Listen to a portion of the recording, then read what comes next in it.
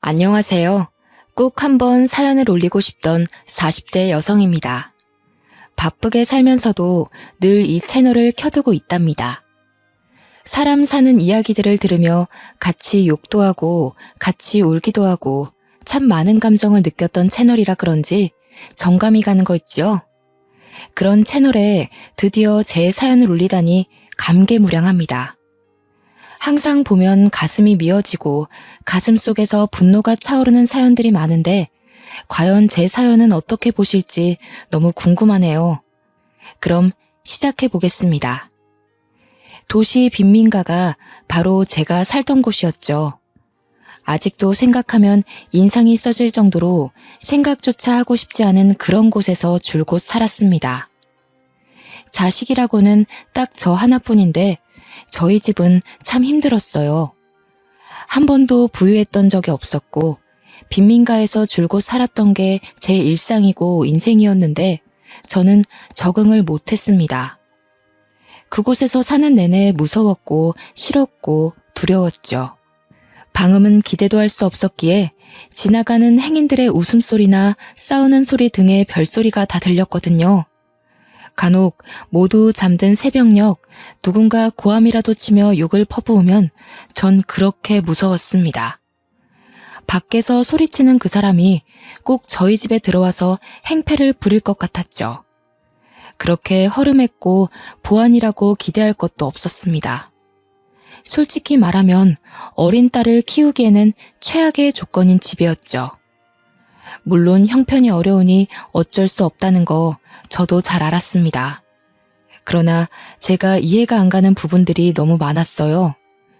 저희 엄마께서는 골목길에서 김밥을 파셨습니다.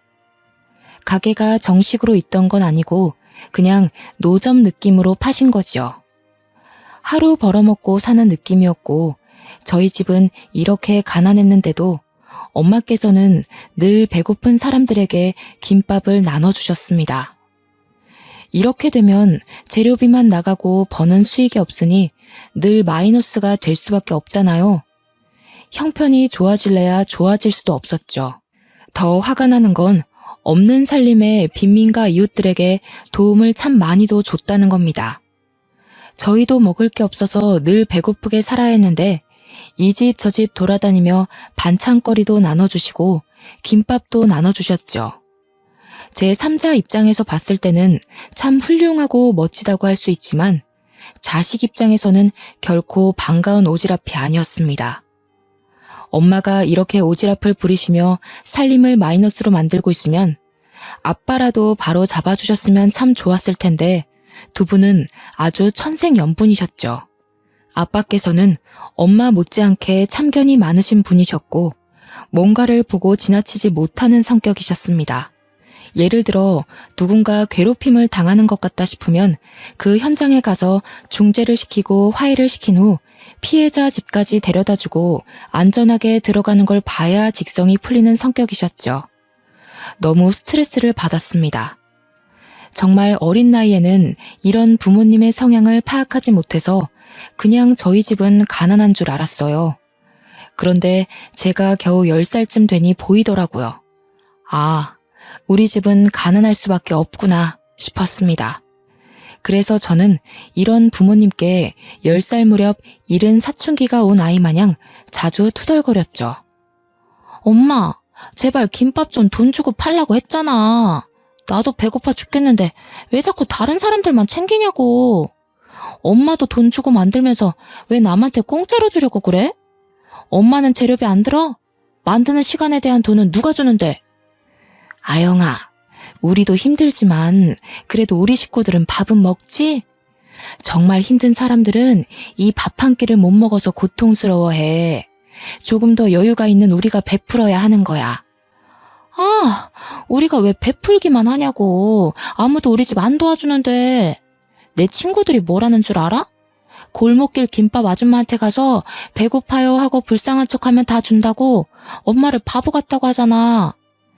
친구들이 엄마를 그렇게 말해서 속상했구나, 우리 딸이. 아, 몰라. 진짜 엄마 미워. 거기서 그렇게 김밥 좀 공짜로 주지 말라고. 저는 골목길에서 김밥 파는 엄마가 창피하거나 부끄러운 게 아니었습니다. 그건 부끄러운 일이 아니라고 생각을 했거든요.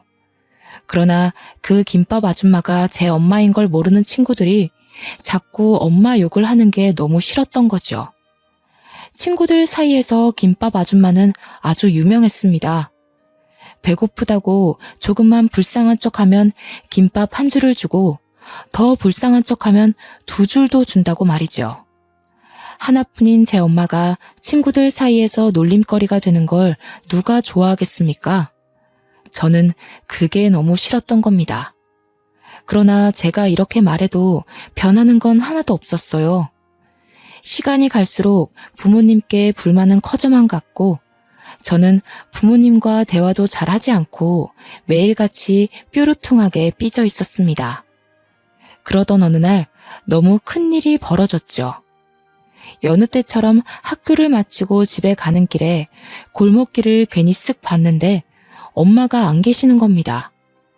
제가 늘 뾰루퉁한 표정으로 엄마를 쳐다보면 활짝 웃으며 인사를 해주셨고 비가 오나 눈이 오나 김밥을 파셨던 엄마가 안 계실 리가 없었죠.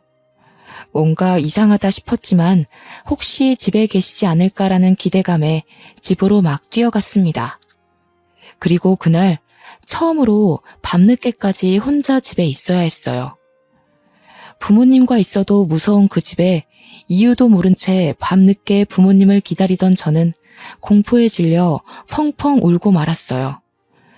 울다 잠이 들었는데 엄마께서 뒤늦게 오셔서 정말 슬픈 얼굴로 저를 끌어안고 오열을 하셨죠.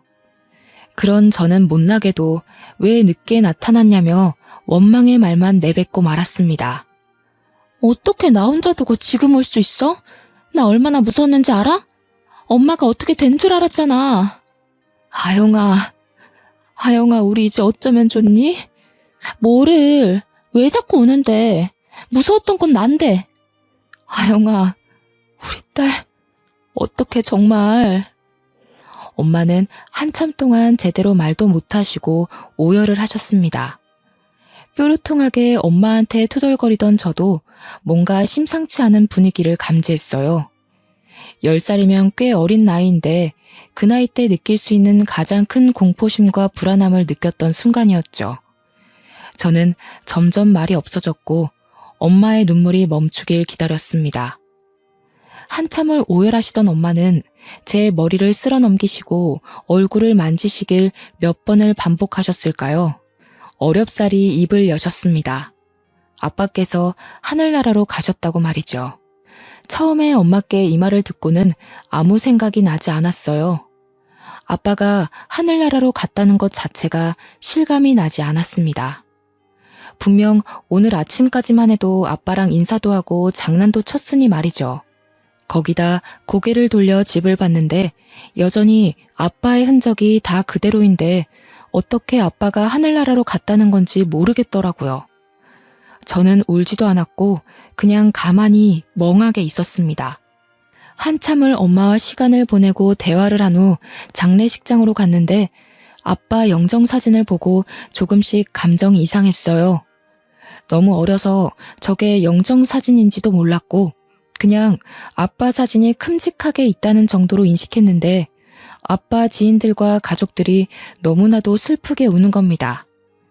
그리고 모두 저를 발견하자마자 이제 어떡하냐며 통곡을 하시는데 그때서야 아빠 없는 현실이 조금씩 실감났어요.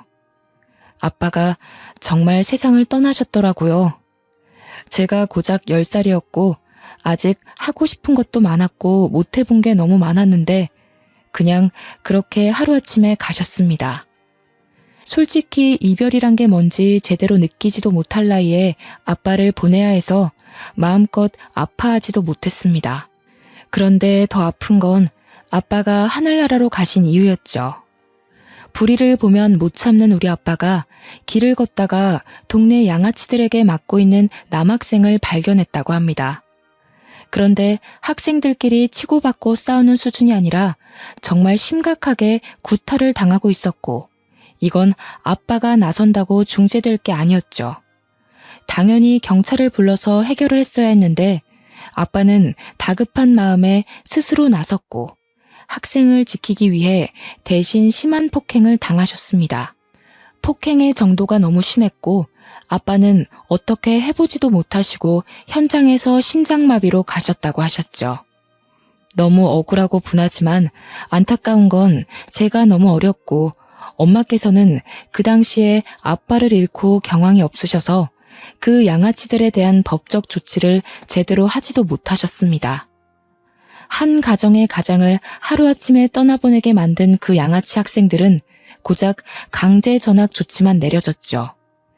지금 생각해도 너무 분하고 열받는 처분이지만 이미 시간이 너무 흘러 어쩔 수도 없었습니다.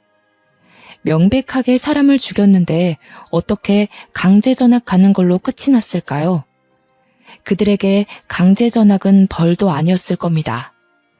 그저 다른 학교로 가서도 똑같은 짓을 하고 있을 아주 쓰레기 같은 놈들이겠죠. 사람을 죽인 그 양아치들은 아주 잘 먹고 잘 살고 있을 텐데 왜 그들에게 아무런 법적 조치가 일어나지 않는지 너무 원망스러웠습니다. 아빠께서 하루아침에 허망하게 떠나신 후 저희 집은 말할 것도 없이 힘들었어요. 안 그래도 경제적으로 힘들었던 집이었지만 더 심각했죠. 아빠께서는 원래 동네 이발소를 운영하셨습니다. 그런데 문제는 엄마처럼 남을 돕기 위해 운영한 것이지 돈을 벌 목적이 아니셨습니다. 워낙 빈곤한 동네이니 돈 없는 어르신들에게는 늘 무료로 이발을 해주셔서 솔직히 수입은 거의 없는 편이었죠. 사실 엄마보다 아빠가 더 심하셨어요. 이발소에 손님이 없으면 아예 이발소 문을 닫아버리고 미용 장비들을 챙겨서 이리저리 돌아다니거나 거동이 어려우신 어르신을 집으로 직접 가서 무료로 이발을 해주셨어요. 저희 부모님 참 선하고 좋으신 분들이지요. 그러나 어린 저는 무턱대고 남을 돕는 부모님을 이해할 수 없겠더라고요. 어린 딸 자식이 있는 가장이 어떻게 목숨까지 걸고 남을 돕습니까? 그 당시에 저는 아빠에 대한 원망이 너무 컸습니다. 생판 모르는 남을 목숨까지 도와줄 때 집에 있을 가족들 생각은 한 번도 하지 않았을 겁니다. 엄마도 아빠도 한평생을 이렇게 사셨던 분들이니 재산이랄 것도 없었고 엄마와 저는 생계 유지가 곤란했습니다. 그럼에도 불구하고 여전히 엄마는 김밥을 무료로 나눠줬고 저는 미칠 것 같았죠. 정말 부부는 닮는다더니 저희 부모님은 하늘이 맺어준 인연이 아닐까 싶습니다. 아빠께서 가신 후 저희 모녀 사이는 벌어질 대로 벌어졌어요. 엄마와 더는 다투기도 싫었고 그냥 빨리 크고 싶었습니다. 하루빨리 나이가 들어 독립하고 싶었죠. 그러던 중 아빠 사망보험금이 아주 조금 나왔고 엄마께서는 그걸로 아주 작은 김밥집을 아예 차리셨습니다. 솔직히 이때 조금은 기대했어요. 제가 아무리 말은 이렇게 했어도 하나뿐인 가족이고 엄마인데 왜 싫기만 하겠습니까? 아빠 목숨값이기도 하고 정말 어렵게 차린 가게이니 엄마께서 제대로 가게 운영을 해주시길 기대했습니다. 엄마가 오픈하신 김밥집이 학교 근처라 하굣길에 궁금한 마음에 가봤어요. 그런데 멀리서 봐도 김밥집 앞에 줄이 정말 길게 서 있는 겁니다. 전 너무 놀랐고 기쁜 마음과 자랑스러운 마음에 엄마께 달려갔죠. 거기에는 학교 친구들도 있었고 처음으로 저희 엄마라고 소개를 했습니다. 뭐야? 너도 김밥 먹으러 왔냐? 아니, 여기 우리 엄마 가게인데? 너희 우리 엄마 김밥 먹으러 온 거야? 아, 너희 엄마구나. 아줌마, 저 아영이랑 같은 반 친구인데 세 줄 주세요. 배가 너무 고파요. 저도요. 저도 아영이랑 같은 반이니까 세 줄 주세요. 뭐야, 엄마? 또 돈 안 받고 김밥 팔고 있는 거야? 그래서 이렇게 줄이 긴 거였어? 아영아, 우선 정신 없으니까 집에서 말하게 가 있어. 너희들이 아영이 친구였구나. 여기 앞에 놓인 거 다 가져가. 맛있게 먹고 우리 아영이랑 사이좋게 잘 지내. 배고프면 언제든 와서 먹고. 저는 이때 정말 화도 안 나고 절망했고 엄마가 정말 너무 싫었습니다. 아빠께서 그렇게 돌아가시고 분명 엄마도 느끼신 게 있으실 텐데 어떻게 이럴 수 있나 싶었죠. 지금 당장 우리가 돈이 없어서 먹고 사는 게 힘든데 우리보다 더 못 먹고 사는 이웃들뿐 아니라 더 잘 사는 이웃들까지 그냥 별의별 사람들을 다 챙기는 엄마를 이해할 수 없었습니다. 아직도 가슴속에 응어리로 자리 잡고 있는 아픔들이 있거든요. 초등학교 입학할 때 그 어린 나이에 저는 친구들에게 큰 놀림을 당했었죠. 수도가 끊길 때가 많아서 마음껏 씻지를 못했습니다.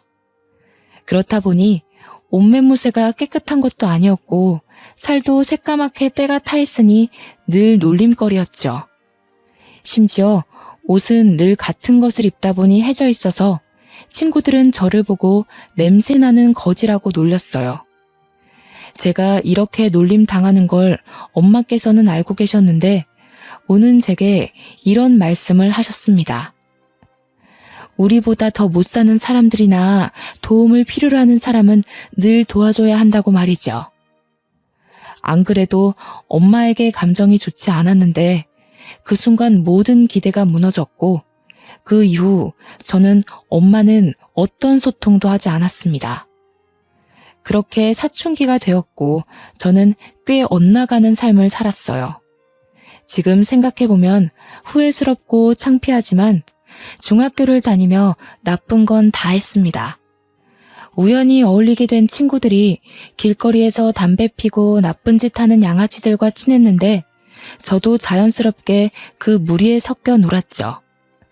그 무리에 섞이면서 들어가기 싫던 집도 잘 안 들어가거나 아주 늦은 시간에 들어갔고 또 담배까지 배워버리고 말았습니다. 이렇게 망가지고 있는 제 모습을 굳이 엄마께 숨기지도 않았어요. 중학생이 저런 행동을 하고 다니면 너무 큰 잘못이기에 최소한 숨기고 조심하는 모습이라도 보이는 게 정상인데 저는 담배를 피우고 냄새가 나던 말던 신경도 쓰지 않고 집에 들어갔습니다. 정말 미련하고 멍청한 행동을 엄마에게 반항을 한 거죠. 이렇게 망가지고 엇나가는 저를 보며 엄마께서는 반응하셨고 많이 우셨습니다. 하나영, 너 정말 이럴 거야? 너 지금 나이가 몇 살인데 집에도 안 들어오고 담배를 피워. 내가 보여? 오래 살고 볼 일이네? 몇 년 만에 내가 보이는 거야? 아영아, 제발 이러면 안 돼. 아영아, 착하게 살아야 복이 오는 법이야. 응? 너 정말 아빠도 없는데 너까지 이러면 엄마 억장 무너져 이거사. 이제야 억장이 무너져? 난 답답한 부모 밑에서 살면서 이미 진작에 무너졌어. 그냥 하던 대로 해. 나 말고 불쌍한 사람인가 뭔가 그딴 사람들이나 돕고 살아. 왜 갑자기 관심 있는 척을 하는데? 아영아, 엄마가 잘못했어. 엄마가 미안해. 그러니까 제발 이러지 마. 너 이러면 엄마가 살 수가 없어. 아영아, 딱 한 번만 학생 신분에 맞게 노력해주면 안 돼? 이날 소리도 못 내고 숨죽여 많이 울었습니다. 많은 감정이 들었거든요. 진작에 좀 내 마음을 알아주지 싶은 마음도 있었고 한편으로는 엄마에게 너무 큰 충격과 상처를 준 것 같아서 죄송스러웠죠. 저는 중학교를 다니는 내내 엄마에게 큰 상처를 줬지만 엄마의 말대로 딱 한 번이라도 학생답게 노력을 해보고 싶었습니다. 그래서 고등학교 입학과 동시에 담배도 끊었고 중학교 때 만나던 친구들도 싹 다 연락을 끊었어요. 그리고 이악 물고 공부만 했습니다. 사실 어려서부터 제대로 공부를 한 적이 없어서 너무 힘들었죠. 하얀 건 종이요, 검은 건 글자요. 이게 딱 제 마음이었지만 포기하지는 않았습니다. 열심히 노력을 했지만 성적은 좋지 않았어요. 저는 1학년 성적을 망치고 그때부터는 과목별로 공부할 때마다 모르는 게 생기면 꼭 선생님에게 질문을 했어요. 온종일 물어가며 머리를 싸매고 공부를 했더니 선생님들도 귀찮으실 텐데 오히려 저를 예쁘게 봐주셨고 더 자세히 봐주셨죠. 이렇게까지 머리를 싸매고 이악 물고 공부하던 저는 목표가 있었습니다. 중학교 내내 나쁜 짓 하고 1학년 성적도 망쳤지만 변함없이 제 목표는 의대였죠. 이유는 아픈 환자를 치료해주고 싶은 마음보다는 그저 돈을 잘 벌어서였어요. 지긋지긋한 이 가난을 끊을 수 있는 유일한 직업이라 생각을 해서 저는 꼭 의대를 가야 했습니다. 다들 제가 의대를 목표 삼고 있다고 하면 비웃었어요. 중학교 때 어떻게 지냈는지도 알았고 1학년 성적을 알았으니 말이죠. 그런데 전 아랑곳하지 않았고 1년 365일 내내 흔들림 없이 꿋꿋하게 공부만 했습니다. 공부를 하면서도 내가 정말 갈 수 있을까와 같은 생각들이 머리에 가득 찰 수 있지만 저는 그런 생각조차 하지 않았어요. 아무 생각 없이 공부만 하는 저를 보며 엄마께서도 묵묵히 케어를 해주셨습니다. 제가 공부하던 이때가 집이 가장 조용했던 시기였죠. 그 흔한 밥 먹어라는 말도 하지 않으셨고 상을 차려두고 조용히 기다려주셨어요. 알아서 공부하다 흐름에 맞춰 밥을 먹고 또 공부를 할 수 있도록 말이죠. 그렇게 공부를 한 결과 제가 머리가 있었는지 정말 남들보다 너무 늦었고 부족한 게 많았는데 수능 성적으로 진짜 꿈에 그리던 의대를 합격하게 되었습니다. 솔직히 저도 놀라웠어요. 공부를 하는 동안 스스로를 의심한 적은 없지만 확신한 적도 없었거든요. 제 합격 결과를 듣고 저희 엄마는 정말 행복에 겨운 눈물을 펑펑 쏟으셨습니다.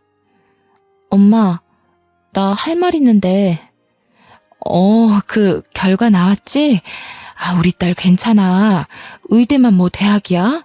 그렇게 노력한 모습으로도 엄마는 충분해. 고생했어, 우리 딸. 의대 안 가도 괜찮아? 그럼 엄마가 뭐 아영이 너 의사 만들려고 공부시켰나? 괜찮아, 기죽지 마. 어쩌지? 나 의대 합격이래, 엄마. 나 너무 신기해, 진짜로. 뭐? 그게 사실이야? 세상에, 장하다, 우리 딸. 어휴, 이것 봐. 엄마는 아영이 너가 해낼 줄 알았어. 고생했다, 고생했어. 세상에. 엄마께서 너무 행복한 눈물을 흘리시니까 제가 다 기분이 좋더라고요. 이제 정말 행복한 일만 남았다는 생각에 설레고 기뻤습니다. 남들에 비하면 짧지만 그래도 제 고등학교 시절을 떠올리면 정말 깨어있는 시간 동안 공부한 거 말고는 한 게 없을 정도로 열심히 해서 얻은 결과라고 생각해요. 엄마와도 사이가 좋아졌지만 약간 서먹한 게 있었는데 의대 합격을 계기로 더 친해져야겠다고 생각을 했는데 예상치 못한 일이 벌어졌습니다. 엄마께서는 제게 할 말이 있다며 분위기를 잡으셨고 마주 앉아 대화를 나눴죠. 할 말이 뭐길래 이렇게 분위기를 잡아? 무슨 안 좋은 일 있는 거야? 이거 받아. 500만 원이고 너 자취방 보증금이야. 자취할 곳도 얼른 구하고 등록금도 얼른 벌어. 엄마 왜 그래? 무슨 소리를 하는 거야? 엄마는 너 보증금 500만 원만 줄 거니까 너가 등록금 내고 다니라고. 그리고 자취할 집도 빨리 알아봐야 할 거야. 좋은 집은 빨리 나가거든. 엄마, 진짜 너무한 거 아니야? 말이 아다르고 어다르다고. 우리 집 형편 뻔히 알아서 등록금 내주는 건 기대도 안 했는데 어떻게 이렇게 말할 수 있어? 생판 모르는 남들은 그렇게 잘만 도우면서 하나뿐인 딸은 서울 가서 혼자 살아야 하는데 500만 원 쥐어주고 집도 알아서 구하고 학교도 알아서 다녀라 이거야? 아영아, 엄마가 늘 말했잖아. 생판 모르는 남이 아니라 어렵고 도움이 필요한 사람을 돕는 거라고. 아무튼 그렇게 알고 있어. 엄마는 김밥 재료 준비해야겠다. 저는 너무 충격적이었습니다. 돈을 기대한 건 아니었지만 적어도 딸이 타지살이를 하게 되면 당연히 걱정스러운 마음에 같이 올라가서 집도 같이 알아보고 계약을 하는 게 엄마 마음 아닌가요?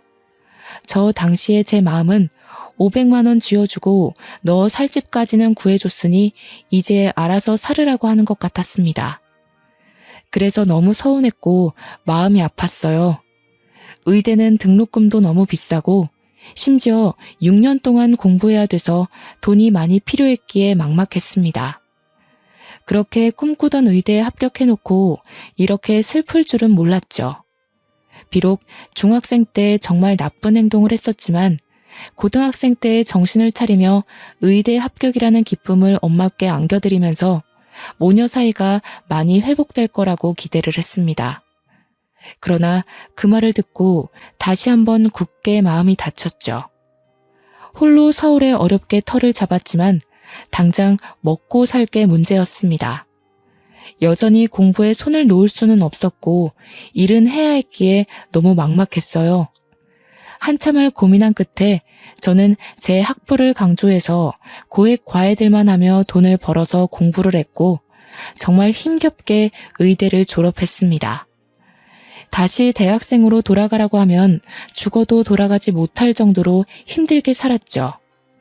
제가 이렇게 사는 동안 엄마께서는 걱정도 하지 않으셨습니다. 한 달에 한 번씩 전화하며 잘 지내냐 물으셨고 잘 지낸다고 말하면 알겠다며 바로 끊는 게 전부였죠. 그렇다 보니 엄마에 대한 애정이 없었습니다. 가족이래 봤자 겨우 엄마 혼자인데도 저는 가족을 챙기지 않았습니다. 그렇게 살다 제가 대학병원 인턴 1년차 때 엄마가 다른 병원 응급실에 쓰러졌다는 연락을 받았죠. 보호자가 저뿐이라 급하게 연락을 받았습니다. 저는 이때 불효녀인 저를 원망하고 또 원망할 수밖에 없었어요. 급하게 엄마가 계신 응급실로 갔는데 피검사를 했더니 간암이 의심되어 정밀검사가 필요하다는 말을 들었습니다. 전혀 몰랐는데 저를 서울로 보낸 후 엄마께서는 극심한 외로움에 매일 소주 한 병씩 습관처럼 마셨다고 하셨죠. 의식이 없는 엄마의 얼굴을 뚫어져라 보는데 제가 무심했던 사이 엄마가 너무 나이 드신 게 눈에 보여 눈물을 하염없이 흘렀습니다. 한참을 울던 중 엄마가 정신을 차리셨고 힘겹게 제게 보고 싶었다고 너무 보고 싶었다며 눈물을 흘리셨죠. 저희 모녀는 대체 왜 이러는 건지, 왜 이렇게 서로 엇나가고 마음을 모르는 건지 마음이 너무 아팠습니다. 서운한 게 있으면 대화로 풀어라도 볼 것을 자식이라곤 저 하나인 엄마에게 거리를 두고 살았으니 그간 얼마나 외로우셨을까. 제 행동들이 너무 후회되더라고요. 이유를 불문하고 서울로 모시고 올라와서 이제라도 매일을 함께하며 효도를 해야겠다고 다짐했지만 진단 결과는 좋지 않았습니다. 간암 4기에 이미 폐까지 전이가 되었던 상태였죠. 이 정도면 통증이 말도 못할 정도였을 텐데 그간 제게 말도 하지 않고 버텨온 엄마를 떠올리니 울 수도 없었습니다. 그 아픈 몸을 이끌고 여전히 김밥을 말아서 동네 사람들을 나눠주며 살았던 엄마가 더는 밉지 않았어요. 그냥 이기적이고 못된 제 자신이 미웠죠. 너무 속상한 마음에 또 마음에도 없는 소리를 하며 저도 모르게 엄마에게 언성을 높이며 말을 했습니다. 엄마, 대체 이 지경이 되도록 병원도 안 가고 뭐 한 거야? 이렇게 살려고 연락도 제대로 안 한 거야? 날 이렇게 불효녀 만들고 떠나야 속이 편해? 우리 아영이 고운 거 봐. 우리 딸 잘 사는 거 봤으니 됐어. 엄마는 치료 안 할 거야. 엄마는 병원에서 연명하다 가기 싫어. 너무 슬프지만 의사는 마지막을 준비하라고 했죠. 딸인 제가 의사인데 아무것도 못해드리니 죄책감이 너무 컸고 뭘 해보지도 못하고 엄마 곁을 지킨 지 한 달 만에 엄마는 아빠 곁으로 가셨습니다. 장례를 치르는 내내 울다 쓰러질 정도로 참 많이 울었어요. 못해드린 게 너무 많은 불효녀라 가슴이 찢어지다 못해 숨도 못 쉴 정도로 아려오더라고요. 엄마를 겨우겨우 보내드리고 한동안 정신도 못 차리고 엄마 집에서 지난 흔적들을 보는데 너무 속상했습니다.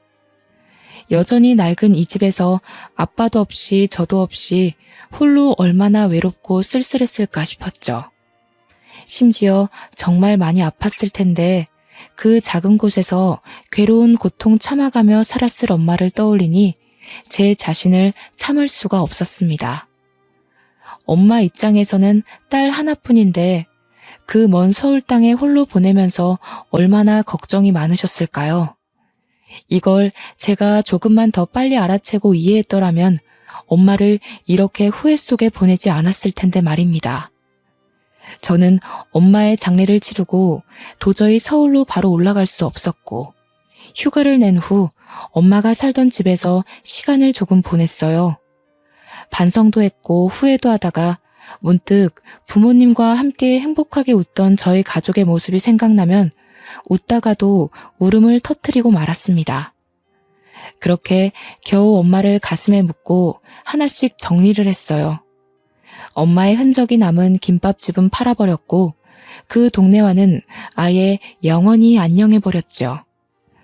가슴에 응어리를 하나 더 품고 서울로 돌아와서 저는 더 독하게 살았습니다.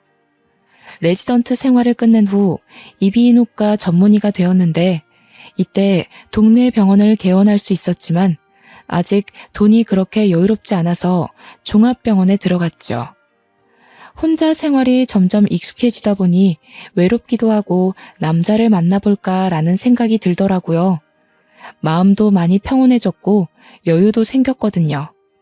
그래서 소개팅을 많이 했었는데 하나같이 다 별로였습니다. 의사인 걸 알고 나오니 대놓고 얼마를 버냐고 묻질 않나. 제가 의사라서 나온 사람들도 있고 그냥 다 조건 보고 나온 사람들이라 정 떨어져서 싫더라고요. 소개팅도 지치고 힘들어서 연애도 포기하려고 할 때쯤 정말 마지막이라는 생각으로 소개팅을 했는데 거기서 원하는 상대를 만났습니다. 그 남자는 변호사였는데 돈을 많이 벌어서 그런지 소개팅 내내 제 재산에는 전혀 관심이 없었고 그저 매너 있고 아주 젠틀한 남자였습니다. 이 남자와 호감을 갖고 잘 만나다 결국 연애를 시작했는데 얼마나 사람이 진중한지 손도 한 달 만에 조심스럽게 잡더라고요. 그렇게 1년을 만나고 남자친구와 결혼을 다짐했습니다. 외로운 내게도 드디어 가족이 생긴다는 기쁨에 묘한 감정이 들었는데 변수가 있었어요. 예비 시모가 아주 심상치 않은 사람이었죠. 예비 시모는 제게 대놓고 본인 집안은 남부러울 거 없는 집안이라는 걸 강조했고 개원한 의사도 아닌 고하면 숙이고 들어와라며 눈치를 주셨습니다. 몰랐는데 아주버님이 검사고 예비 남편이 변호사인 법조인 집안이었습니다. 예비 시부는 고위 공직자였다가 퇴직하셨고 시모랑은 이미 이혼하시고 지금 시모는 재혼을 하신 새어머니였죠. 한마디로 제게 눈을 부라리며 뭐라고 하던 예비 시모는 새어머니였습니다. 예비 시모는 솔직히 정말 너무 사치스럽고 싸 보였어요. 명품으로 도배를 하고 향수 냄새가 아주 진동을 하는데 첫인상이 아주 별로였죠. 심지어 예비 시댁 집안에서 아무도 제게 뭐라고 안 하는데 보잘것없어 보이는 예비 시모만 자존심 세워가며 제 길을 누르려 애썼습니다.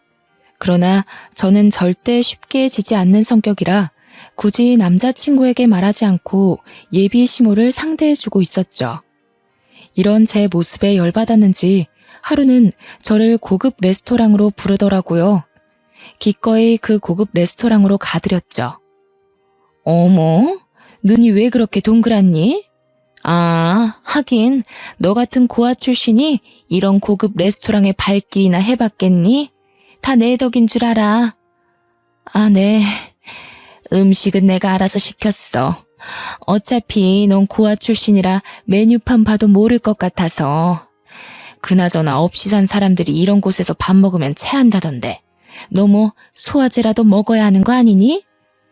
저기 어머님, 저 이미 여기 수차례 와봤고요. 이 코스 얼마나 한다고 그러세요? 저 의사예요, 어머님. 버는 돈이 있는데 고작 이런 걸로 덜덜 떨겠어요? 그리고 말끝마다 고아 출신 하시는데 제가 반대로 어머님한테 새어머니라고 하시면 좋으세요?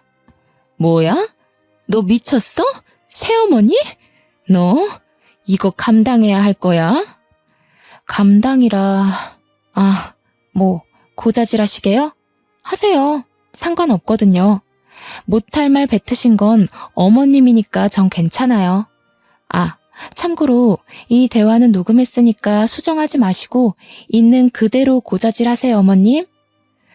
말끝마다 고아라고 말하며 무시하는 예비 시모에게 그대로 되갚아주자 제 얼굴에 와인을 확 뿌리며 소리를 지르더군요.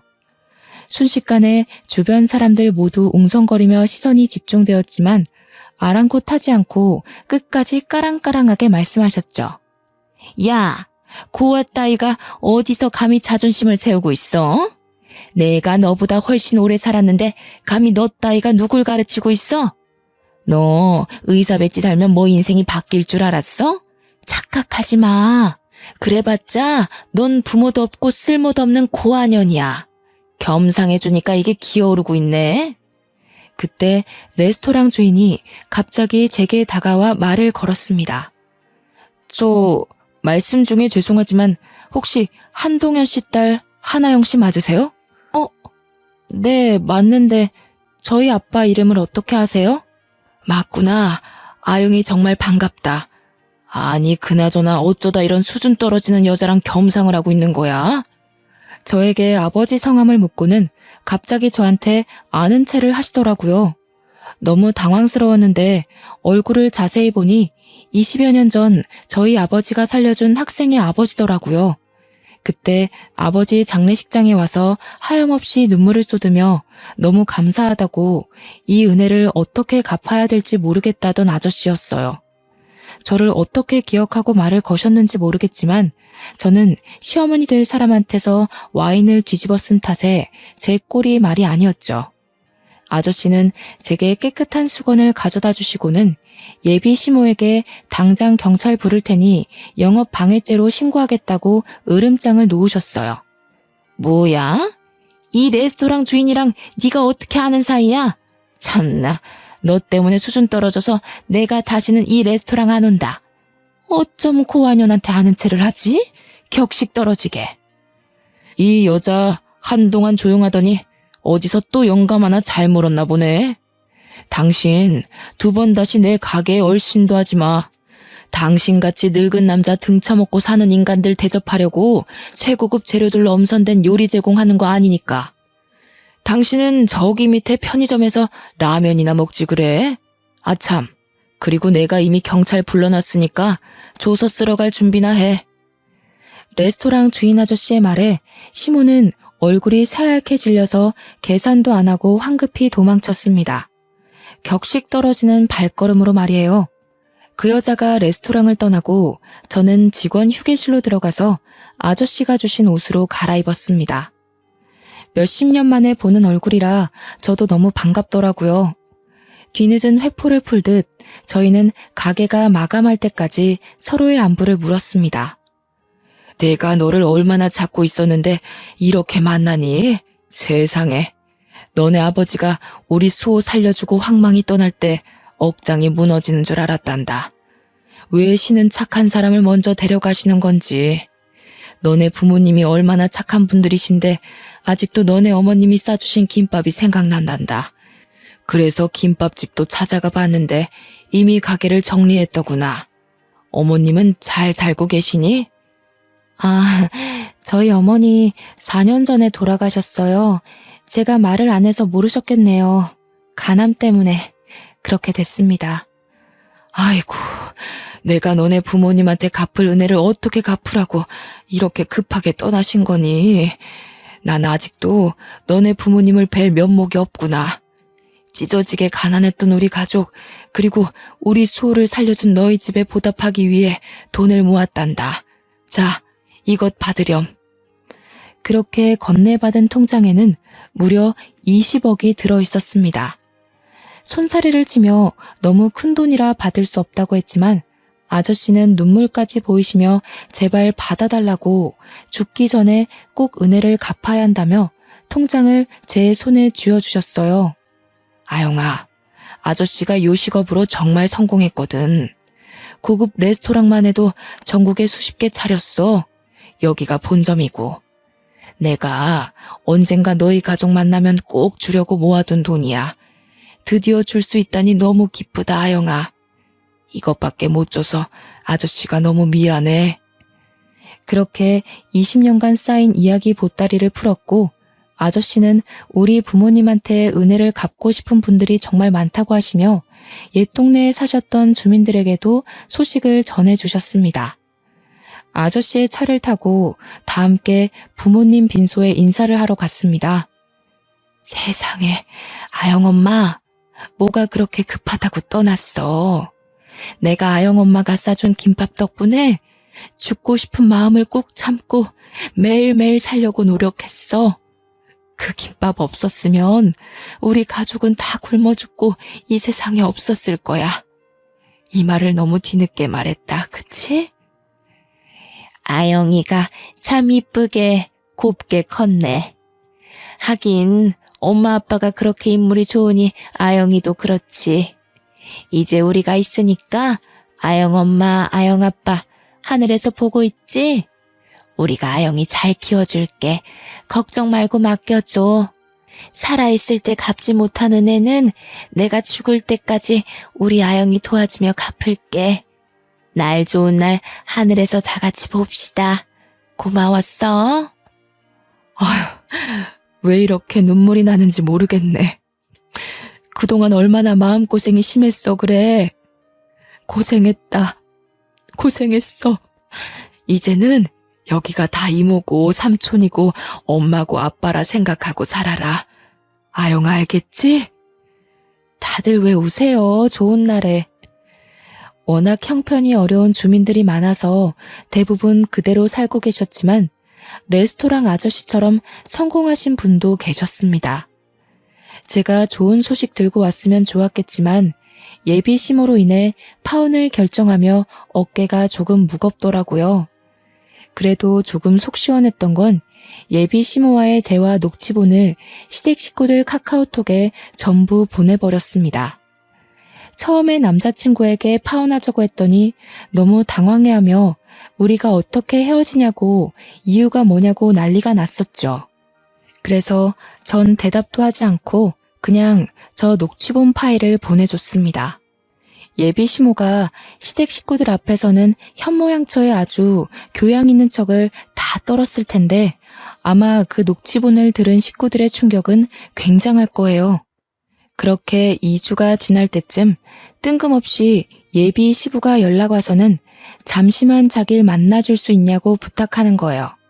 약속된 장소로 가서 대면대면 이야기를 시작했더니 글쎄 갑자기 예비 시부가 이혼을 한다는 겁니다. 내가 너무 사람을 잘못 봤더라고. 세아가 덕분에 집사람이 얼마나 삐뚤어진 사람이었는지 잘 알게 되었어. 그 여자가 세아가 너한테도 참 못할 짓을 했더구나. 내가 대신 사과하마. 재혼할 때만 해도 이런 사람이 아니었는데 돈에 눈이 멀어서 지금은 지독한 여자가 되었더구나. 그래서 나는 이혼을 할 거란다. 세아가 너는 파혼하지 말아다오. 우리 집에 다시는 그 여자가 발붙일 수 없도록 신경 쓸 테니 지난 날은 잊고 우리 아들과 다시 결혼 진행할 수는 없겠니? 진심 어린 예비 시부의 사과에 저는 고민을 했습니다. 나를 고아라며 놀려대던 시모될 사람은 이미 집에서 쫓겨났고 저는 예비 남편과 또 한 번 만나서 이야기를 했답니다. 예비 남편은 저와 절대 헤어질 수 없다며 잡고 또 잡았지만 끝내 거절했습니다. 결혼도 하기 전에 시월들을 경험해버린 탓에 결혼이 하기 싫어지더라고요. 그리고 예비 남편도 전 시모가 제게 막말을 할 때 모른 척 듣고만 있던 적도 있었고요. 그래서 그냥 결혼을 포기했습니다. 또 언젠가 정말 좋은 사람을 만나면 결혼에 대한 생각이 바뀔 수 있겠지만 현재는 결혼에 대한 확신이 들지 않았거든요. 그렇게 파혼을 한 뒤 저는 혼자 조용히 살고 있습니다. 레스토랑 아저씨께 받은 20억과 저를 또 돕고 싶다는 주민의 도움으로 제 개인 병원을 개원했고 이제서야 부모님의 그 선한 마음이 조금은 이해가 가서 휴무에는 시골에서 의료봉사를 다니고 있답니다. 부모님이 남을 돕는 걸 그렇게 싫어했던 제가 결국 부모님이 도운 분들에게 은혜를 대신 받는 게 조금 부끄럽긴 합니다. 그래서 앞으로 부모님의 마음을 더욱 헤아리고 이해하며 남은 여생은 부모님처럼 남에게 베푸는 삶을 살고 싶습니다. 제 사연을 끝까지 봐주셔서 감사합니다.